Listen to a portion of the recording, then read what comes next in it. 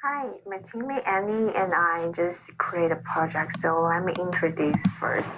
We just decided to create a card game for our project. The rules are pretty simple. We randomly flip a card and then flip another one. If those two cards match, then they stay flipped because you found a pair. If they don't, the next card you flip will turn over the two unmatched cards. Well, try and memorize where those are so you can match it with another card that has the same image. The goal of the game is to find all the pairs. In a project, we just create two classes, memory cards and memory game. In a memory game class, we started the project by using the grid layout class to build the whole structure of the game. This helped us to make a visualization for the memory cards. We set layout to a 10 times 10 board, so there will be 10 rows and 10 columns, and in total there will be 100 cards, or in other words, 50 pairs.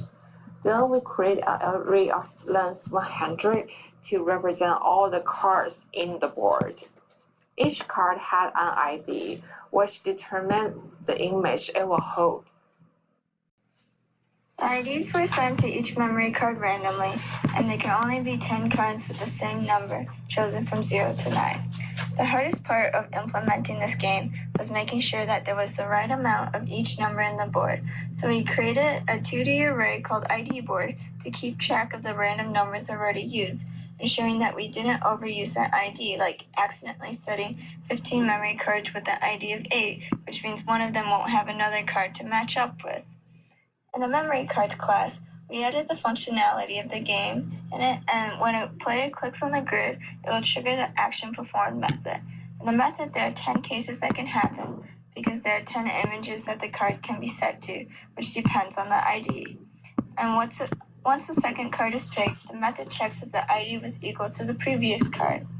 If both cards are the same, they will stay flipped, which we determined with a Boolean variable called hide_me.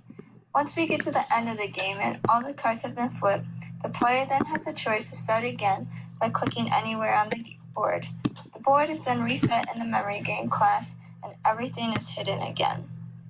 Other features we can add to the game is a timer, a 2-player mode, and the ability to change the size of the board.